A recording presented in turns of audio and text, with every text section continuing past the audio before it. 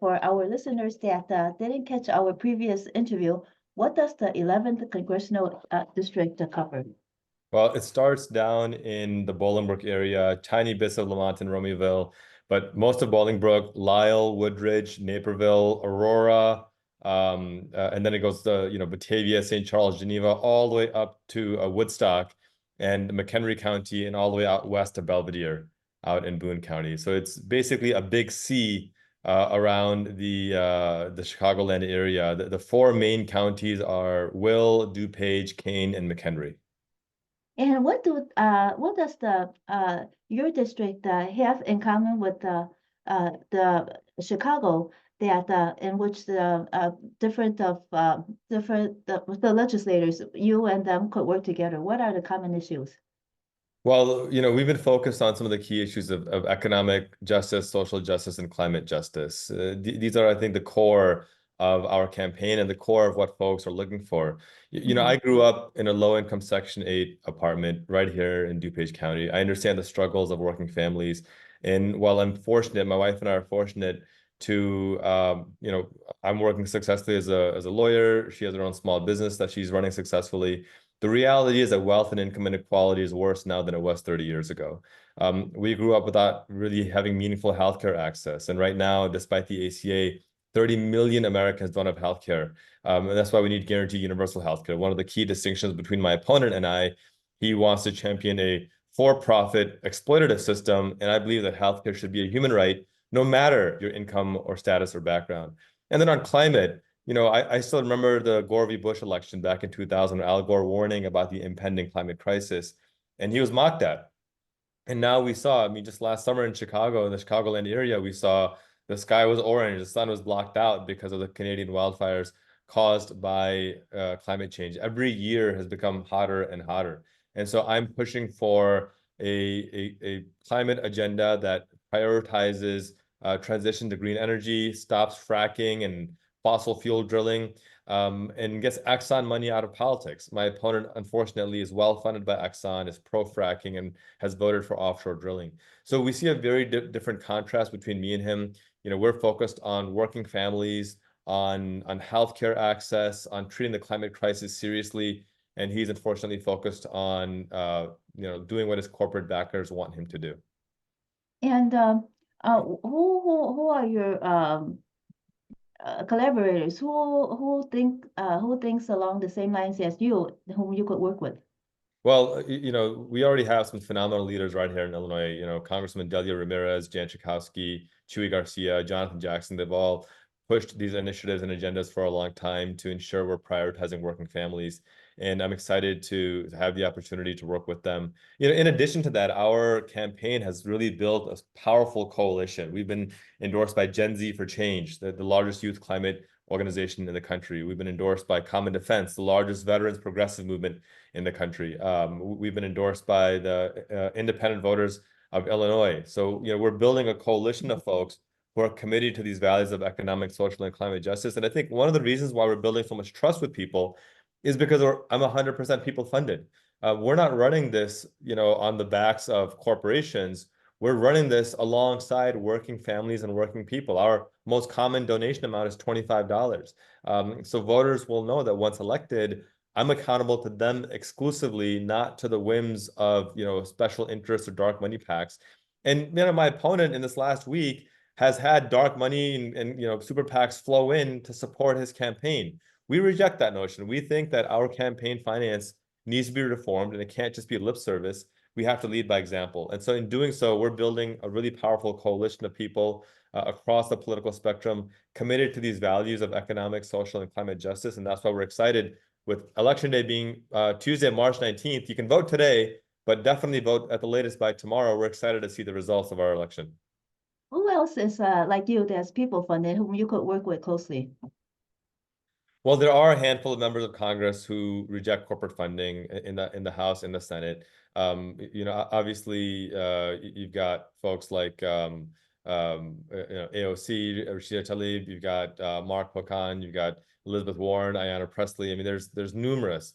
And I think one thing that I always point out is that as divided as our country is, we have about 95% of Americans agree that we have to get corporate money out of politics. It has no place being in politics. I mean, our founding documents don't say we the LLCs or we the S corporations. They say we the people. Mhm. And I have this crazy idea that only people should be influencing our elections, and they should be doing so through voting. And so we're building that strong coalition of folks, Democrats, independents, and even some Republicans, is because people see that we're trustworthy, that we're transparent about our finances. People know where our money is coming from, and they know who we're accountable to. That's why I'm excited to not only win, but then build a broader coalition to show that, hey, we can win this way. We can change government for good this way. We can change politics for good this way. It's just going to require a mass movement of people to work together, to collaborate, and make that change happen. And that's why I'm asking everyone to make sure they come out and vote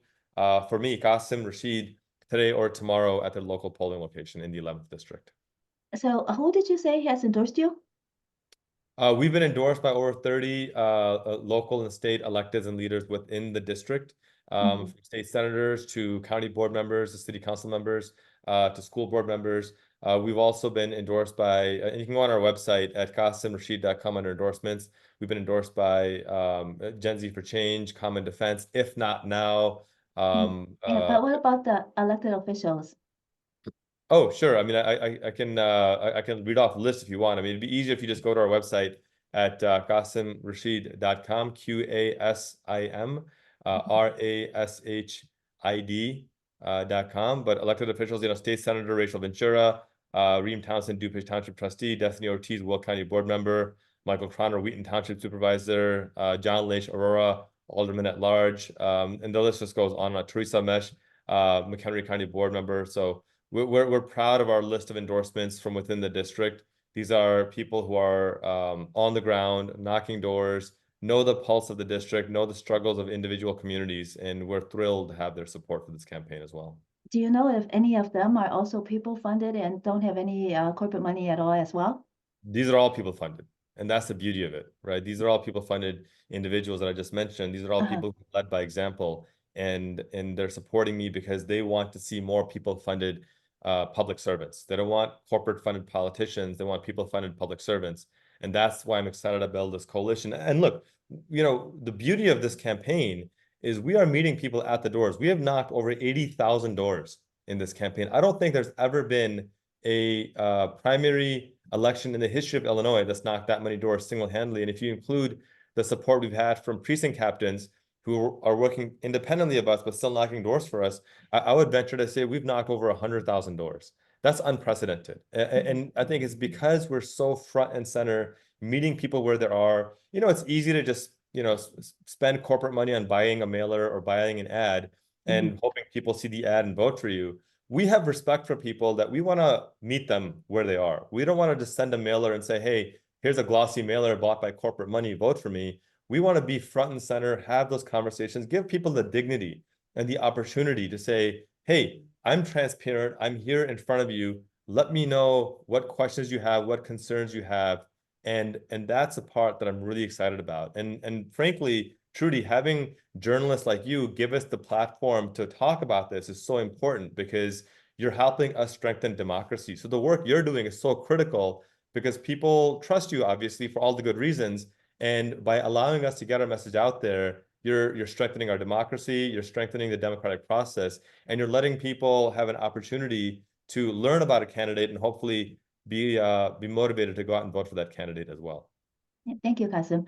Oh, when you say you knock down so many doors, it's very hard because those suburbs, houses are spaced more far apart. So that's a lot of hard work and sweat and tears go into all that work.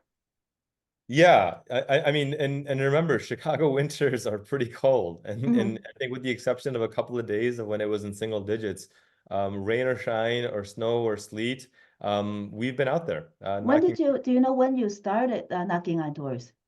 Yeah, we started during the petition season. You have to get a certain number of petition signatures to get on the Hmm. ballot, and so we Hmm. started way back in August of last year when it was Hmm. pretty darn hot, Hmm. and went through the winter and haven't stopped.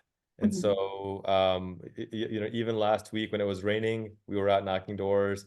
In January, when it was, 25 degrees, we were knocking doors. When there was 1.5 feet of snow on the ground, we were knocking doors. And the folks of this district are extraordinarily thoughtful and compassionate.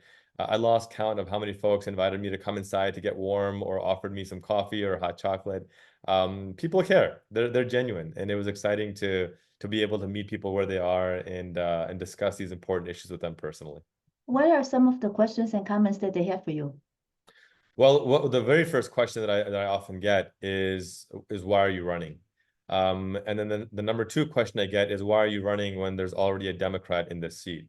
And the first question I tell them is that I'm running because I grew up low income, struggled on many things, and now I'm fortunate to be an attorney who works with marginalized communities. I support survivors of domestic and sexual violence.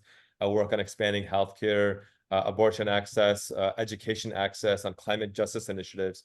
And I want to take that work I've done for 15 years supporting marginalized communities, and I want to bring that to Congress and make it policy. We need better policies fundamentally, right? We don't have a broken system. We have unjust systems that we need to build up on the tenets of justice. And because I've struggled economically, I've worked with those communities.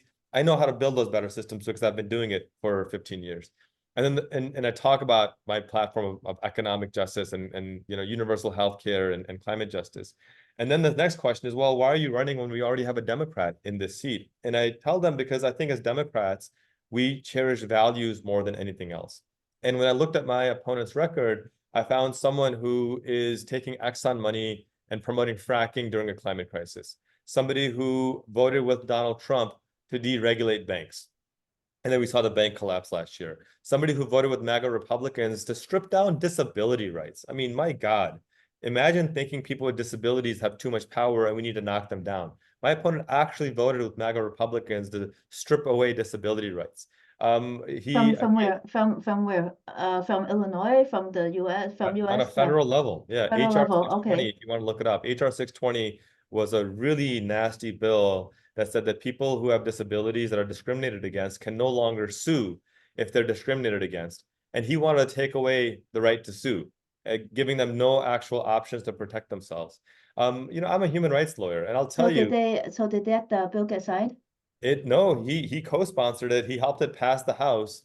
And Tammy Duckworth, I commend her because she managed to make sure it was blocked in the Senate. She managed to make sure it didn't pass the Senate, even though Republicans had the majority. A very dangerous bill. And so I just basically share with people that the current Democrat that we have has voted with Republicans to deregulate banks, to strip down the Americans with Disabilities Act, to repeal significant parts of the Affordable Care Act, including And also, if you could explain to us, do you know which corporate interest would benefit from having HR 628?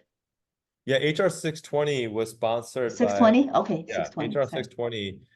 The main lobbyist group was organizations, two lobbyist groups that actually work with businesses and corporations who complained they were being sued too much by Americans with disabilities, who complained it was too difficult to accommodate people with disabilities, which I find ludicrous because, first of all, Americans with disabilities represent 50 million Americans. So imagine claiming that you're not going to accommodate the needs of 50 million Americans, but also, human rights are not a buffet that you get to pick and choose which ones you want to uphold. You have to uphold all of them.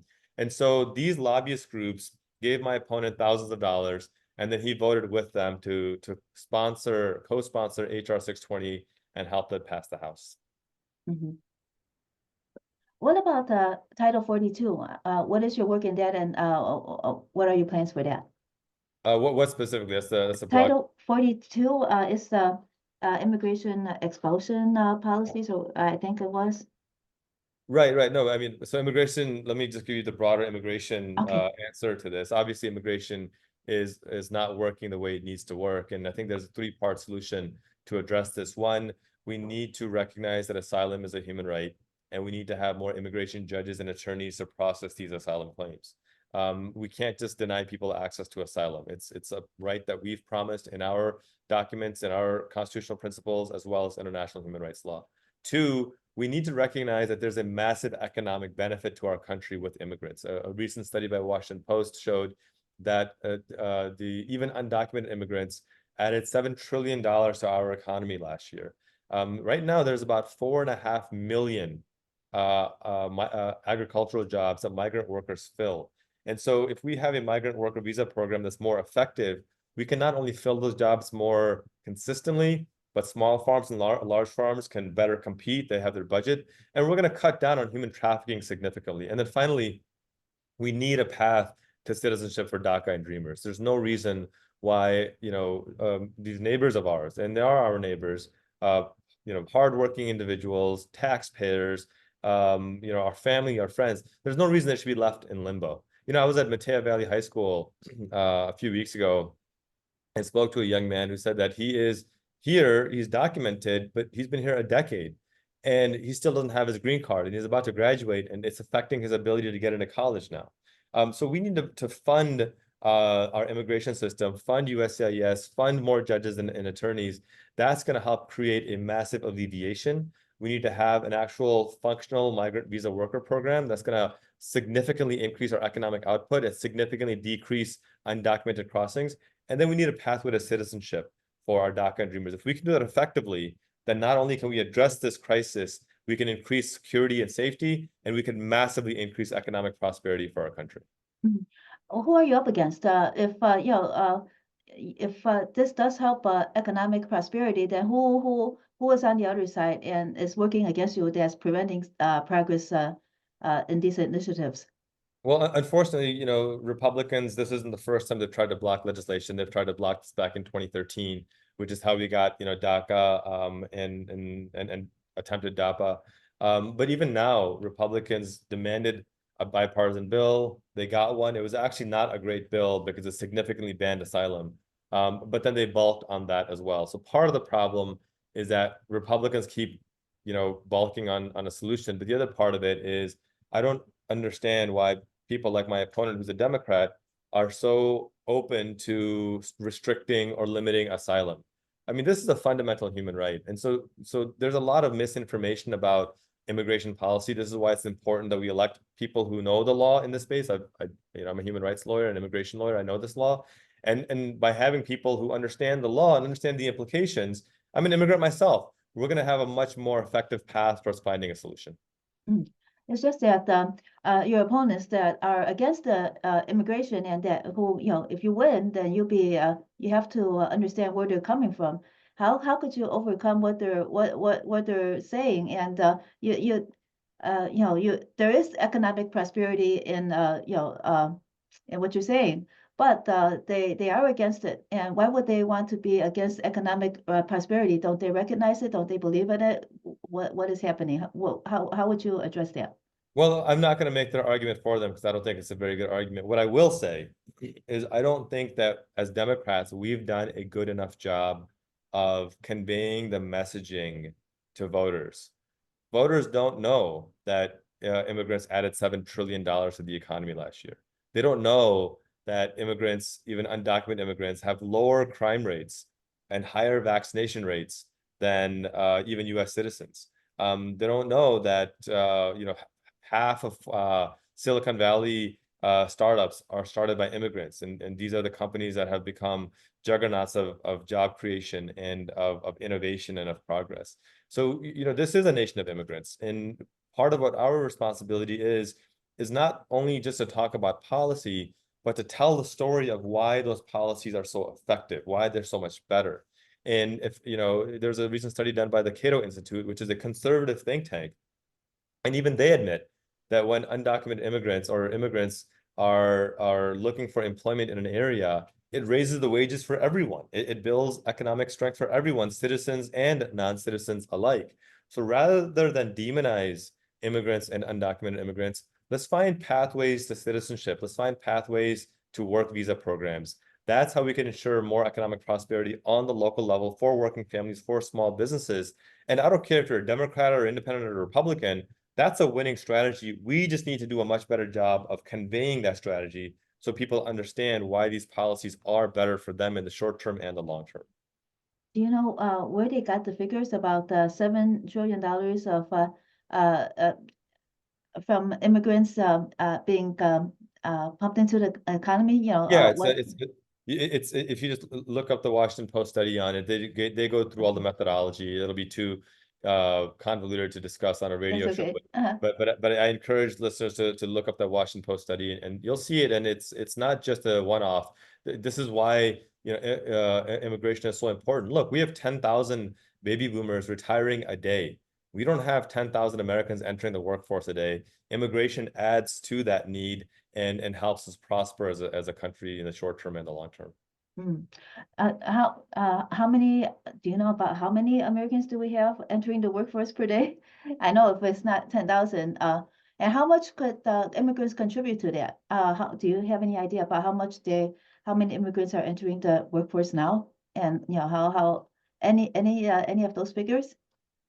Well, I can go into all that. I mean, I just looked at the Department of Labor statistics. It increases on a day-by-day basis. I think the key point that I want to get across is that if we want to ensure economic vitality for small businesses, if we want to ensure economic vitality for large corporations, it's going to require investing in the American youth, and it's going to require investing in a sound immigration strategy. And again, this is one area where my opponent and I differ. I am a staunch supporter of canceling student loans and reforming our tuition system so that students aren't exploited. Look, I worked for a for-profit university 20 years ago, and they exploited even me. And this is my first job out of college. And since then, it's become an unbearable monster. My opponent, far from condemning that, has only taken money from the corporations like Amazon who fund these for-profit systems. So we really need to cancel student debt because it is exploitative, cancel the interest rates because it is exploitative, and follow a path that works on investing in the middle class. Since 1980, our government has bailed out corporations to the tune of $10 trillion. There is no reason why working people can't be spared the 1.7 trillion that they've been exploited with student loan debt. And if we can do that, every study shows it will create jobs. It will ignite the economy. More young people will start families. More will buy homes. More will buy cars. And again, it will strengthen our economy long term. I think this has to be the forefront of every conversation. How do we strengthen our economy? How do we put more dollars in the pockets of working people? And if we're not doing that, we're missing our fundamental purpose of providing or promoting the general welfare of the American people. Mhm. And you mentioned that Amazon funds these for-profit universities. Well, so for example, Kaplan University, owned by Washington Post and therefore Amazon, and Amazon has a long track record of exploiting workers, of union busting, of denying people a living wage, and they are one of the donors to my opponent. He happily takes Amazon money, and that's fundamentally the problem. We aren't going to solve the economic crisis that we're in by re-electing the same people funded by the corporations causing the crisis, right? We need to elect people who are working independently of these corporations, who are going to hold these actual corporations accountable. And that's my commitment. That's why, I'm proud that we've had more than 13,000 individual donors to our campaign, small dollar donors who will know that I'm going to be accountable to them. I'm not going to be accountable to the big banks and to the big oil and to the big pharma lobbyists.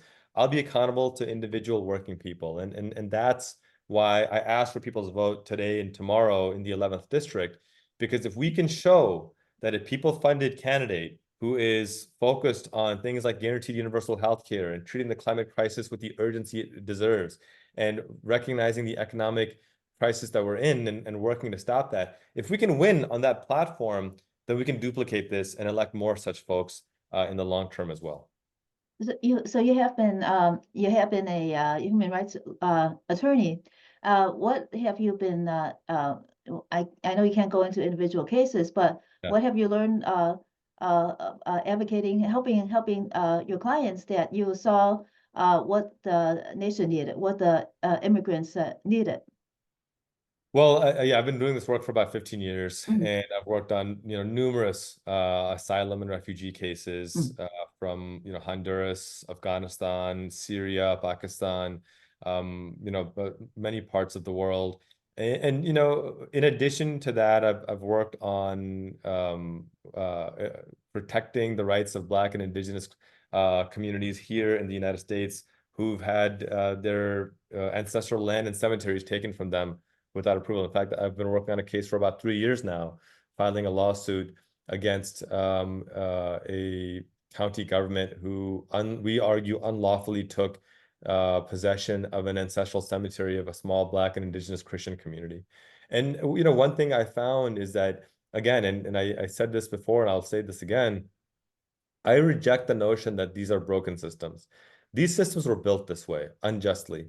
And systems can't fail those that they were never meant to protect in the first place. And so our job as public servants is to look at the needs of individuals and build a better system that's going to actually prioritize human beings and their individual rights and their civil rights and their human rights, as opposed to the wants of major corporations and dark money special interests. So my work in human rights law has taught me, one, the unity of humanity, right? Black, white, you know, brown, you name it. We all have the same needs of having a safe place to live, having a roof over our head, food in our stomach, and clothes on our back.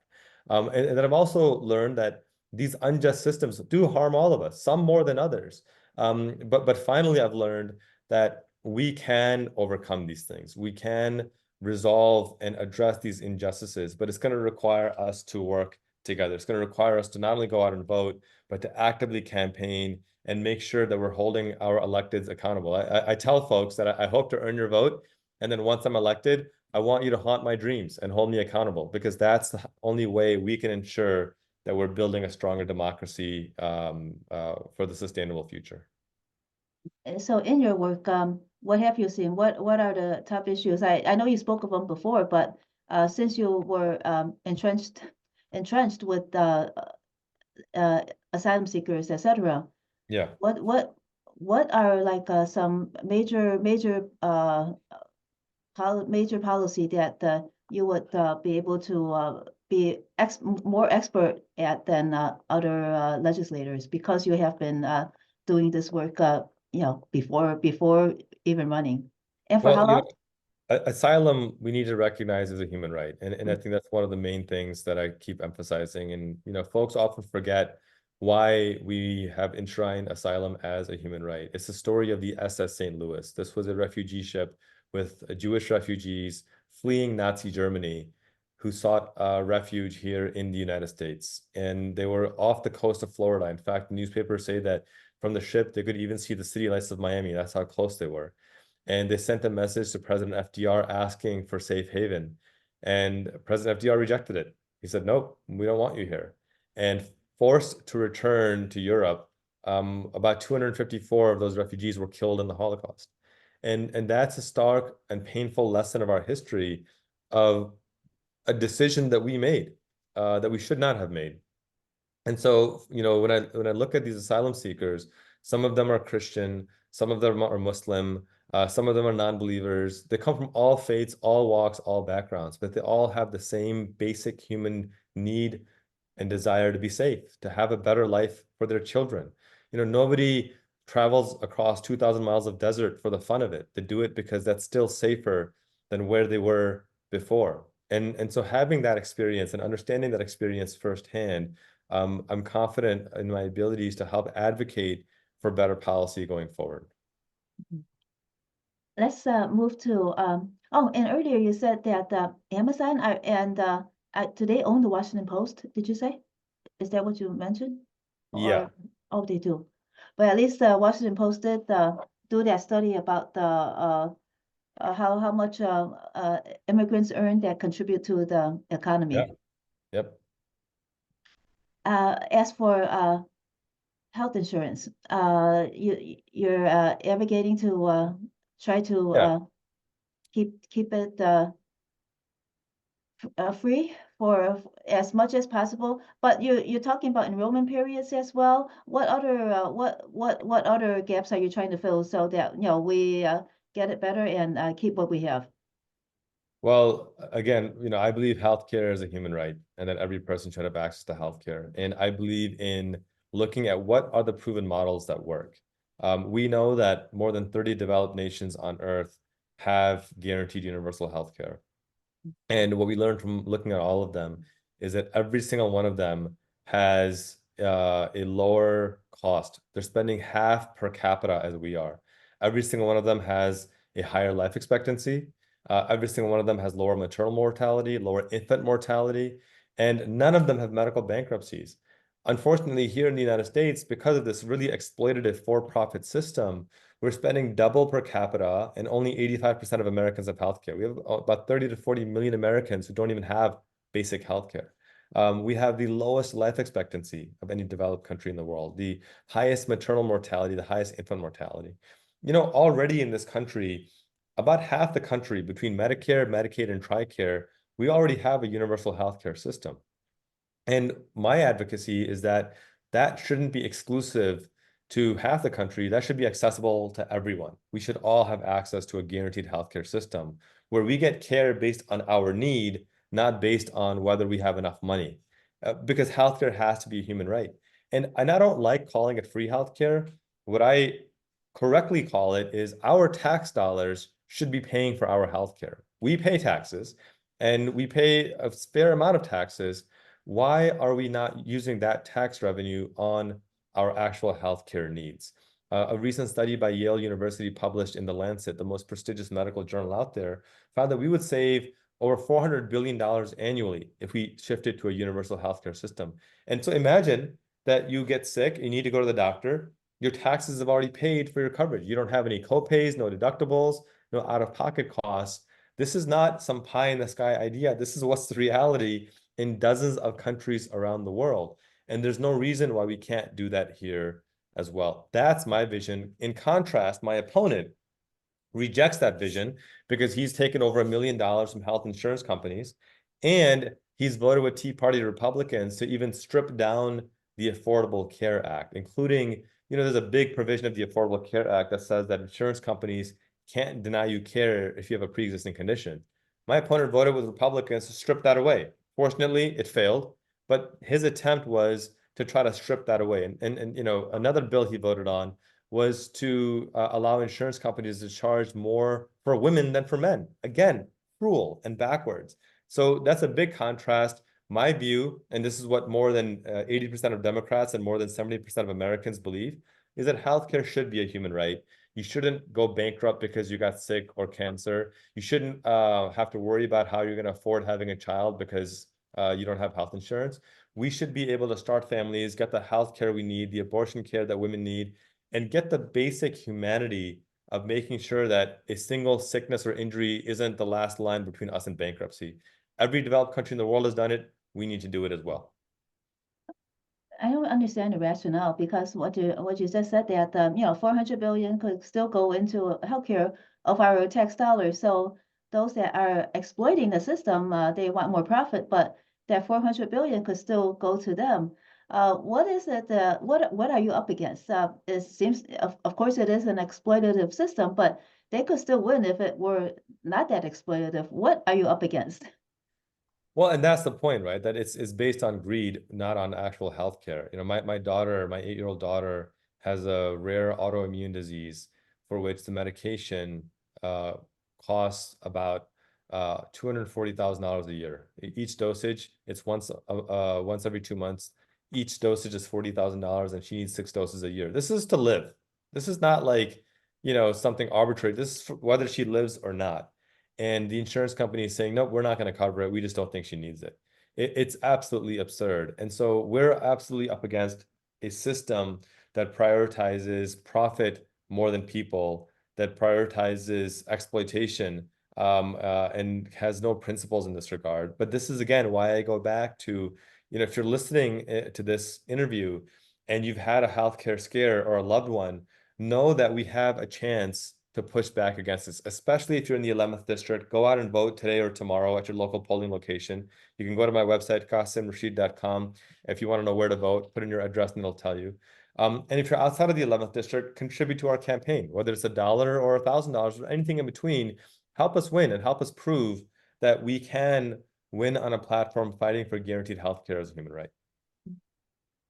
So what you're saying is that right now, the way the system is, they're exploiting, and they're just making more profit than they would if we were just using our tax dollars and spending it judiciously Yeah, for I mean, healthcare.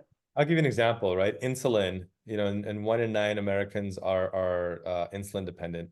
And maybe it's 1 in 16, but it's a significant portion of Americans who are insulin dependent. But insulin, when it was discovered, the doctors who discovered it sold it for $3 because the patent for $3 because they did not want it to be exploited. They did not want it to be used to harm people. It costs a pharmaceutical company about $70 to produce a year's supply of insulin, but they're selling it for $10,000 to $12,000 a year. That is pure exploitation. And people who need insulin, it's not an option. It's a medication they need to live. And so to hold these individuals hostage, literally hold them hostage for profit, is cruel, it's inhumane, and it's the system that my opponent supports because he believes in a for-profit exploitative system.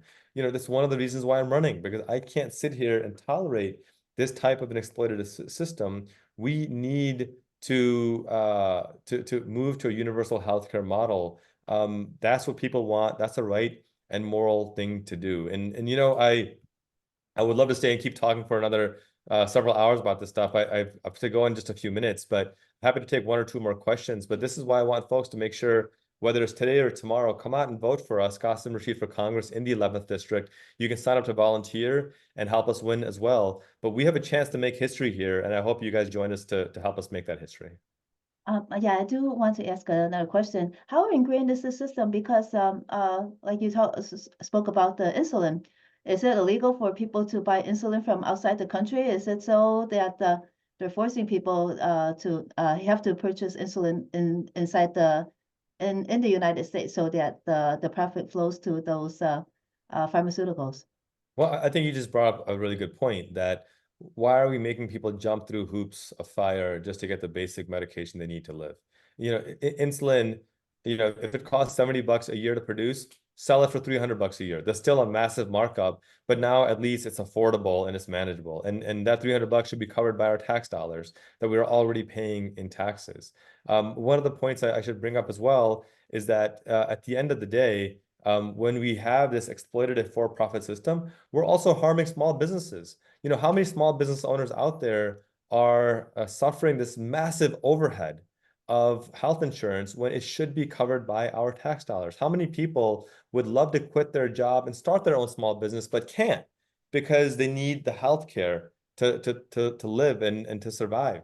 We are stifling American innovation. We are stifling American entrepreneurship. We're stifling the American dream by not allowing people to work where they want to work and how they want to work because of this cruel for-profit system that, again, my opponent proudly champions. I can't tolerate that. I can't accept that. That's why I reject the insurance money, the pharmaceutical money, and adamantly champion a universal healthcare system because it will cost less. It will help us have longer life expectancies, healthier lives, and help ignite entrepreneurship and innovation. And if I don't know if you know the answer to this, but earlier you mentioned that there are a lot of other countries that do have affordable healthcare and are not exploitative. Oh, what about on the other side of the coin? Are there countries that are like us that are very exploitative? And so just that, so we know. Well, the United States is the only developed country in the world that doesn't guarantee healthcare. So of all developed nations, we're the only one that is choosing this exploitative model. We're choosing to make profits for CEOs and shareholders and multimillionaires like my opponent, as opposed to providing the healthcare that individual people like my daughter need to live. And again, the election is Tuesday, March 19th. You can go out and vote today. You can check us out at QasimRashid.com, QasimRashid.com. And I sincerely hope to earn your vote. Thank you so much, Qasim Rashid, for joining us on WZRD Chicago 88.3 FM today. And you are running for the 11th Congressional District of Illinois. Right. Thank you That's so right. much. Thank you, Trudy. Have a good one. You too. Thank you.